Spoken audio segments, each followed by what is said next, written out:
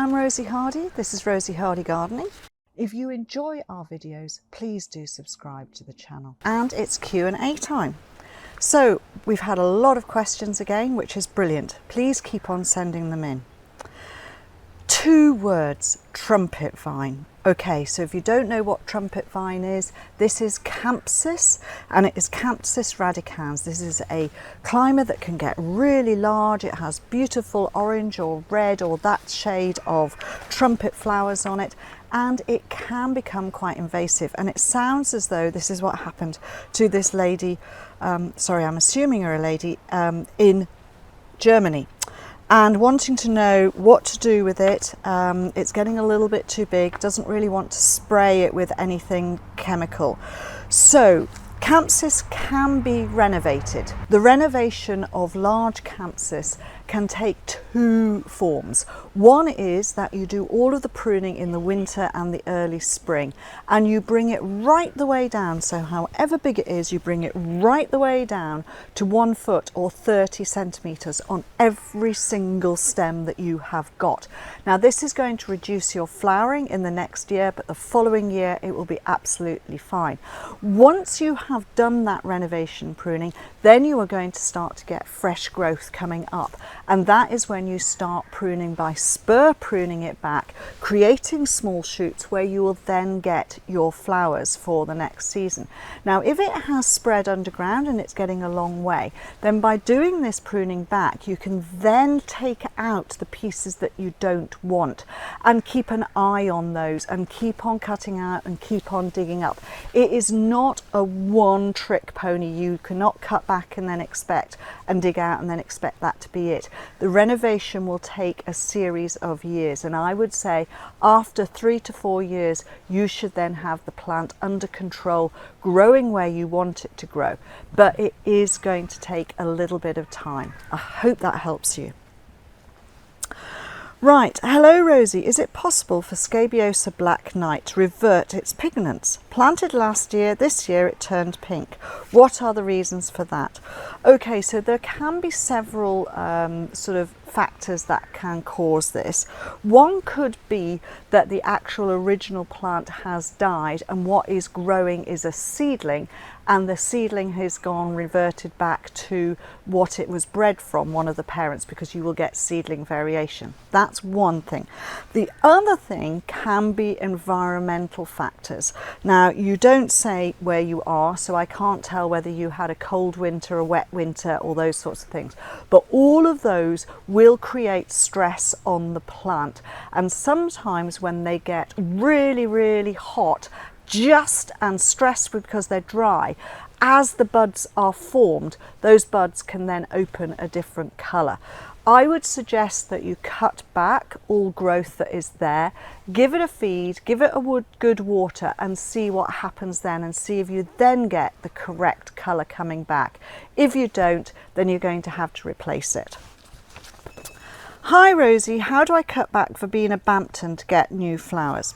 Okay, so there are 2 options here depending on how severe you want to cut the plant back. There is the Rosy chop method, which is always take it down as low as possible, get fresh stuff coming through, and it will rebloom, but it takes it just a little bit longer. The other method is to see where the deadheads are, see where there is new growth. Do not cut to there, go down at least 2 more sets of leaves and cut to there. That way you will be reducing the height to probably half the height, and then it will grow back from there and flower. Either work quite nicely. Now, if you are interested in how to create a wonderful dream border, how to get the processes and understand your soil and your site and all of these sorts of things, then why not take a look at my new border course, because it goes through it all step by step.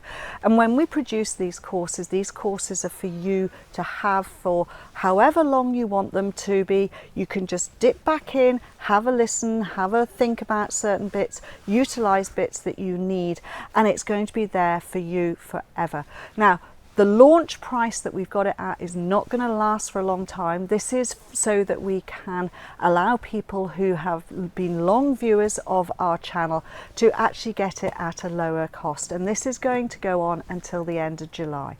Do have a look, and happy building your new borders. I have a nice spring garden and I have a nice summer garden, but the transition period feels a bit bland. Now this is quite a common thing in a lot of people's gardens, and while the seasons are changing and we're getting slightly different springs and then we're getting slightly different summers, the plants that we used to have gapping or bridging that gap seem to flower earlier or flower later. You say you're in Seattle, Zone 8B, which yes is very, very similar to here in the UK, and I think with a lot of these changing of season, you've got to utilise a bit more in the way of leaf colour, so putting a bit more grey leaf in there and a bit more purple leaf in there and maybe yellow leaf. That will make it not look so bland. Also utilise annuals, self-seeders. That will really help you. So things like Nigella, things like Lichnus coronaria, which are biennials, which are now Silene, they will help you bridge that gap. Cerinthe as well, and even some of the early flowering umbelliferas such as Orlea. All of those annuals will really help, because if you let them self-seed, they'll come up at different times and they will just bridge that flatness. All right, I hope that helps. Hi Rosie, I'm revamping a border, including removing perennial weeds. Wondering if it's better to dig the ones that I have out and temporarily putting into a nursery border, or putting into large 3 to 4 litre pots, and then they can be transferred and put into in the autumn or the spring when I have time. Absolutely. All I can say is putting plants into the ground is always the best solution. So putting into a nursery bed so they're in soil, so that their roots have got plenty of root growth, is always best. So soil is always best. If you have to put into large containers, then do so, but it is better if you've got the space and a nursery bed, then utilise that. Also make sure when you move the plants that any perennial weed root is not in the plants that you have moved. So make sure that you've tidied up and got all of that perennial pernicious weed out of there. Hi Rosie, I have several lavenders in 2 mixed borders. Hybrid lavender sensational, and the flower spikes are mostly floppy. I thought they needed water due to dry weather, but this hasn't solved the issue. Could it be that some of the other plants, mostly roses, are obstructing the light, or could it be something else? Now with lavenders, what lavenders really like is open ground, full sun, free-ish draining soil, and that's what they really like. This sensational has been bred to be a nice stocky one, it shouldn't flop, etc. So there's something environmental causing the problem that you've got there. And I would suspect, yes, your roses are crowding them out and they're trying to get to the light. So they need as much full sun as they possibly can, and that will help them. And also try not, the other thing that's probably causing this is you've got roses in there. The roses want a lot of food, they have a mulch. The lavender don't want mulch and don't want a lot of food. So put them to the edge, put them where it's poorer soil, and they then should be much happier in full sun. I've had 2 very large conifers removed. What can I plant around the stumps to disguise them until they eventually rot away? They're about 1 metre by 1 metre. The area is full sun, but the soil is poor and sandy. I'm in the Wirral, UK. Okay, so I would suggest you either use some annual climbers, which are really easy and they will just scramble over the top of these things, or something like Lathyrus latifolius, the perennial sweet pea. That is brilliant in poor ground and it will just make a mound over the top. You'll get fabulous either white, pale pink or dark pink flowers on those, and then when you're finished with them and they're done, you can cut them back. You can leave it all over there for the winter, that's not a problem, and then in the spring cut them out, up they come again. It will take a bit of time for those stumps to disappear, but I think that is your best bet. So Lathyrus latifolius, really hardy, tough plant. Hi Rosie, I have a question about mulching. Is it worth putting bark chips around my perennials to try and reduce water evaporating this hot, dry weather we're having in the UK this summer? Okay, so yes, it will be, because it will help keep moisture there, but you mustn't put it onto dry ground. So you need to make sure that the area that you want to mulch, you have given a good soaking. This is not just a sprinkle on the top, this is a good drenching water, and then put the bark chips down. This will then hold the moisture there, and then that is fine. So yes, but make sure you're not putting it onto dry soil, otherwise you're just leaving it really dry underneath. Hi Rosie, thank you for the videos, find them helpful. I have a francoa that's approximately 3 years old and going a bit mental. How do I control its size? Can I divide it? Thank you. Okay, so francoas are part of the saxifrage family, so they grow very similar to heucheras, and therefore they can get quite large, they can get quite woody. If they're making a huge big clump, then you can cut them down, and I would cut the foliage off the top so that you've got a manageable plant, so making it down to about 6 inches, 15-20 centimeters, and then have a look at what you've got. Sometimes they'll die off in the middle, and then you've got all of these side pieces, and yes, you can divide it up, or you can take the rosettes off and put them in as basil cuttings into pots, whichever you want to do. But it is a good idea to do that, and then they will be quite happy. And remember, francoas will grow very well in dry shade, so that's somewhere else that you could put them. I have a cornus China girl. It's 12 years old and it's never flowered, which is why I fell in love with it, because it's got those white bracts. Apart from it's healthy, I'm on clay soil, west facing. Should I dig it up and put it in a large container in case it doesn't like my clay soil? Now, cornus should grow perfectly well on clay soil. If it is not flowering, then it sounds as though there is a watering problem.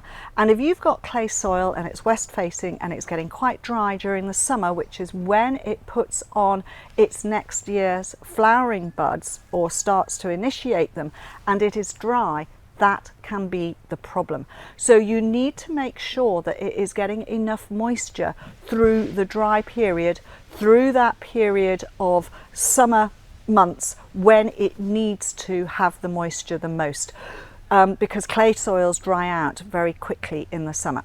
So make sure it's getting at least I mean, I don't know how big it is, but you need to make sure that it's not just being watered around where the main trunk is. You need to go out a little bit further where its roots have got to. So you need to be soaking that once a week through the summer months to make sure that it is nice and moist. I hope that helps you. If it doesn't do anything, then yes, you could dig it up and containerize it. But, you know, it's been in there for 12 years. It's going to be a massive root ball. I think it's more likely to be this fact that it's not getting summer water. Do you need to deadhead clematis? And the quick answer to that is no. There are some clematis which produce most beautiful seed heads, and that's why you grow them. There are other ones that, you know, they produce so much on there, it's really not worth it. They should perfectly well, I do nothing to mine, and they should perfectly well rebloom if they're a reblooming form. And to be honest, I'd rather not climb up a huge big ladder to get to the top and see them. So no, don't do that. They will be absolutely fine. I have a raised bed in a horseshoe shape, 5 feet deep, faces east, free draining, has had hardy geraniums in it for 20 years. Please could you recommend something for year-round interest that's easy to prune or keep tidy? It gets very sunny and sometimes windy, thank you. So when you are looking at something like this, which is sunny and that sort of time, I would look at some of the shrubby herbs. So things like your grey or purple leafed salvias, Santalinas, especially the grey leaved ones. All of these will prune very nicely and give you interest. And the other one would be Teucrium lucidris. All of those would look really good in there, and they'd be very easy to look after. It's taken about 8 years to finally achieve a display of Iris sibirica, due mainly to slugs, but they took a long time to settle in and make strong growth. My question is, should I remove the seed heads? Right, removing the seed heads on Iris sibirica is really up to personal choice. You can, yes, and it can help them to keep growing and not put all that effort into the seed. That's absolutely fine. If you've got 1 or 2 or even 3 or 4 plants, then perhaps try taking the seed heads off some and leaving the seed heads on the other, because they are ornamental, they do look really good. You can dry them and use them for dried arrangements. That's something else that you can do with the seed heads. So it's really personal choice, and also try it. See whether it makes any difference to your plants, and that's the only way you will find out, because on some soils it can make a difference, on other soils it won't make any difference at all. And if they've been in there that long, then it sounds like they're established and they will do well anyway. Hi Rosie, I planted a Clematis tangutica in spring 24. This year I'm getting the first flowers. Unfortunately, I realised I put it in the corner of a garden where I can't really see it. Can I move it? If so, when and how? And would it be okay in a large plot? Thank you. And the answer is, can you move it? Yes, you can move it. But you don't move it until the winter or early spring, because that's when it's dormant, and you will need to dig quite a large root ball out, because even though it's only been in there for a season, it will have put quite a lot of root down. So make sure that you dig around in a large sensible way and lift it. Putting in the ground is always better, but you can put into a large pot and get it climbing up a frame. That is absolutely fine. Remember in the pot that it will need feeding, and the pot will need to be somewhere cool, because it needs to have a cool root run. The top can be in the sun, but the roots need to be somewhere cool. Thank you very much for watching, and please do subscribe to the channel. If you want to watch another video of mine, YouTube thinks this one is perfect for you.